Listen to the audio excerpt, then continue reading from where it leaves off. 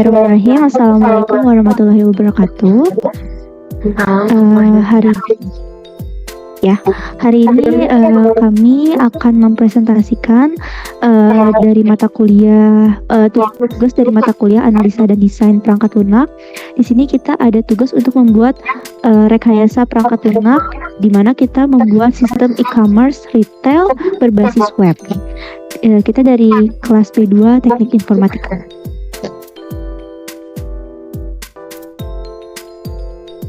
Jadi di sini kita ada kelompok beranggotakan 4 orang.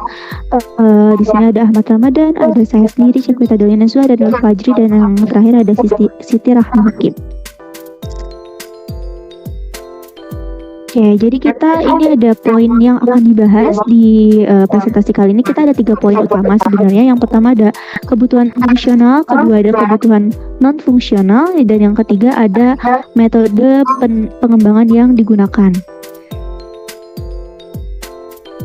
Nah, pasti kita harus punya tujuan dulu kan untuk membuat, maksudnya apa tujuan dari pembuatan rekayasa perangkat lunak ini gitu kan.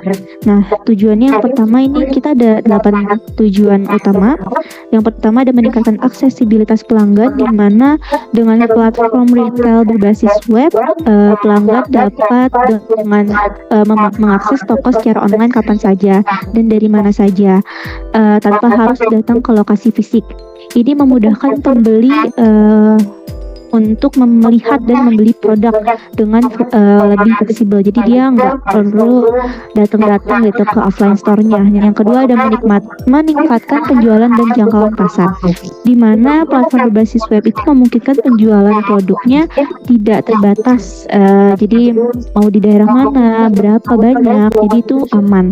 Yang ketiga ada otomasi proses bisnis, di mana sistem ini akan mengotomatisasi banyak tugas manual seperti manajemen stok, pesanan, pembayaran, lalu ada mengurangi kesalahan-kesalahan fatal dari manusia ya.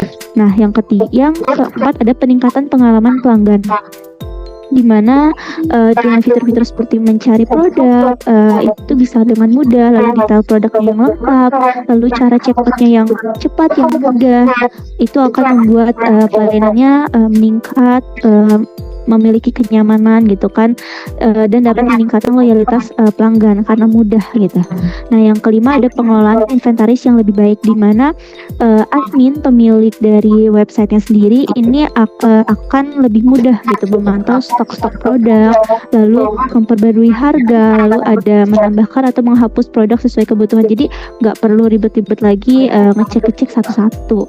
Lalu di sini ada laporan dan analitik penjualan, di mana platform web ini akan menyediakan laporan penjualannya secara real time.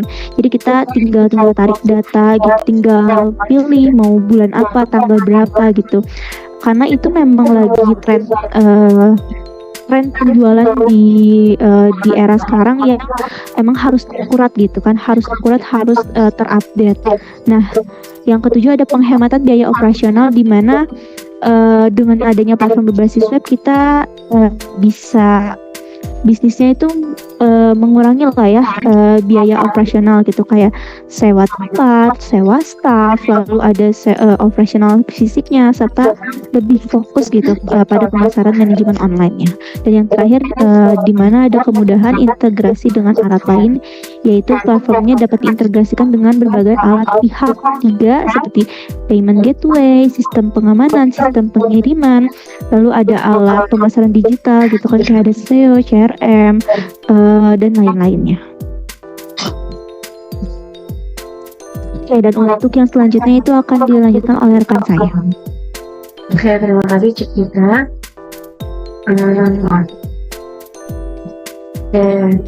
Selanjutnya di sini yaitu membahas tentang kebutuhan fungsional. Nah, yang pertama ada registrasi dan login pengguna. Nah, pengguna ini dapat mendaftar dengan mengisi informasi seperti nama, email, dan kata sandi. Pengguna dapat login menggunakan email atau kata sandi yang sudah terdaftar. Lalu ada penelusuran produk. Nah, penelusuran produk ini Pengguna dapat menelusuri produk berdasarkan kategori, nama, atau merek yang dibuat di aplikasi. Pengguna juga dapat melihat detail produk seperti deskripsi, harga, dan stok yang tersedia. Lalu yang ketiga ada manajemen keranjang belanja. Nah, dalam manajemen keranjang belanja ini, pengguna dapat menambahkan produk ke keranjang belanja. Pengguna dapat mengedit jumlah produk dalam keranjang atau menghapus produk. Lalu ada proses pembayaran atau checkout. Nah, dari sistem ini, pengguna dapat melanjutkan ke halaman checkout setelah memenuhi produk. Sistem menyediakan berbagai metode pembayaran, misalkan transfer bank, e-wallet, kartu kredit, dan lain-lainnya. Nah, sistem ini dapat menghitung total harga termasuk pajak, ongkos kirim yang akan dibayar oleh pengguna. Lalu yang kelima ada riwayat pesanan. Nah, dari fitur ini pengguna dapat melihat daftar pesanan yang sudah dilakukan termasuk status pengiriman. Lalu ada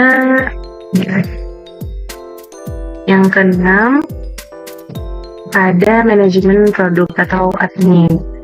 Nah, admin ini dapat menambah, mengedit, atau menghapus produk.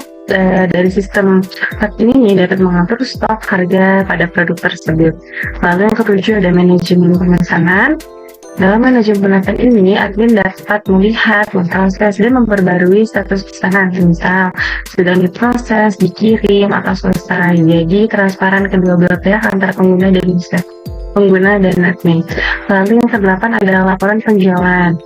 Admin ini dapat melihat laporan penjualan harian, mingguan, atau bulanan dalam bentuk tabel atau grafik. Jadi kita bisa mengidentifikasi penjualan. Lalu selanjutnya ada kebutuhan dari non-fungsional.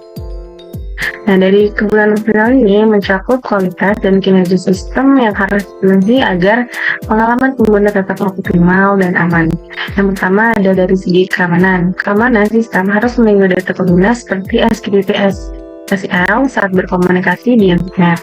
Kata sandi pengguna harus enkripsi dan disimpan dengan aman.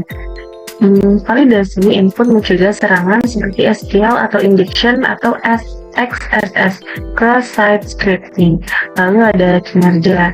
Nah, sistem harus responsif dan mampu menangani hingga 500 pengguna secara bersamaan tanpa menurunkan kinerja. Foto respon halaman tidak boleh lebih dari 3 detik dalam keadaan normal. Lalu ada skalabilitas. Nah, dalam skalabilitas ini, sistem harus nanti berkembang untuk mengenal lebih banyak pengguna, produk, dan pesanan di masa mendatang. Nah, sistem database ini dan interface harus dirancang agar mudah dan di-upgrade jika diperlukan. Jadi kalau mau upgrade fitur-fiturnya itu lebih mudah. Lalu yang keempat ada reliabilitas atau kendala. Nah, dalam ini sistem harus memiliki uptime minimal 99,9% dan tersedia selama 24/7 untuk akses pengguna. Lalu ada kemudahan pengguna atau usability. Dalam kemudahan ini atau usability ini, pengguna harus dirancang intuitif, mudah digunakan oleh pengguna awam dan mendukung navigasi yang jelas. Dengan multibahasa juga diperlukan agar dapat diakses oleh pengguna dengan berbagai latar belakang. Lalu yang terakhir ada portabilitas. Nah, dalam sistem ini harus kompatibel dengan berbagai perangkat seperti desktop, tablet, dan smartphone, dan berbagai browser agar para pengguna juga nyaman menggunakan, karena setiap pengguna juga mempunyai device yang berbeda-beda. Lalu materi selanjutnya akan dijelaskan oleh rekan saya. Masuk ke metode pengembangan agile, di mana yang pertama ini ada sprint development. Pengembangan dilakukan itu dalam iterasi pendek atau sprint, biasanya 1-2 minggu, di mana sprint itu kan nama lainnya dari kecepatan ya. Setiap sprint menghasilkan versi fungsional dari aplikasi yang bisa diuji atau digunakan. Nah, yang kedua, poin kedua di sini ada incremental delivery, di mana fitur-fitur ini dikembangkan secara bertahap. Setiap fitur yang selesai bisa langsung diimplementasikan pada sistem. Pengguna ini biasanya bisa memberikan umpan balik di setiap iterasi, sehingga pengembangan dapat disesuaikan sesuai kebutuhan. Lalu yang ketiga ada kolaborasi tim, di mana tim pengembang, desainer, pemangku kepentingan atau stakeholder terlibat secara aktif selama proses pengembangan. Komunikasi yang efektif antar tim juga dan pemilik produk itu pastinya untuk memprioritaskan fitur yang paling penting. Yang keempat di sini ada pengujian berkelanjutan, di mana setiap iterasi disertai dengan pengujian untuk memastikan bahwa sistem tetap stabil dan bebas dari bug. Jadi pengujian meliputi unit testing, integration testing, dan user acceptance atau testing UAT. Lalu yang ketiga ada yang kelima, yang terakhir ada flexibility atau fleksibilitas, di mana dengan metode agile ini perubahan kebutuhan atau fitur baru ini dapat diimplementasikan dengan cepat tanpa harus menunggu sampai akhir proyek. Nah, agile ini juga memungkinkan pengembangan yang responsif terhadap umpan balik pengguna atau perubahan pasar. Nah, yang terakhir ada penambahan setelah metode pengembangan yang digunakan. Di sini kita ada timeline pengembangannya. Jadi kita di sini kurang lebih merancang ada sekitar 5 fase, di mana fase pertama itu pengumpulan kebutuhan atau seperti ya research data gitu kan dalam 1 minggu. Lalu fase keduanya ada desain sistem, karena kita juga harus mendesain sesuai sama kebutuhan user. Lalu yang ketiga ada pengembangan sprint seperti yang tadi di atas ya. Lalu ada pengujian integrasi, dan yang kelima ada peluncuran dan pemeliharaan berkelanjutan. Jadi setelah peluncuran itu pasti ada pemeliharaan berkelanjutan. Lalu nah, dengan perencanaan sistem e-commerce retail berbasis web yang diusulkan ini, kita sih berharapnya bisa memenuhi kebutuhan bisnis sekaligus memberikan pengalaman pengguna yang optimal dan aman. Paling itu aja yang bisa kelompok kami sampaikan. Mohon maaf bila ada kesalahan. Wabillahi taufiq wal hidayah. Assalamualaikum warahmatullahi wabarakatuh. Terima kasih. Terima kasih.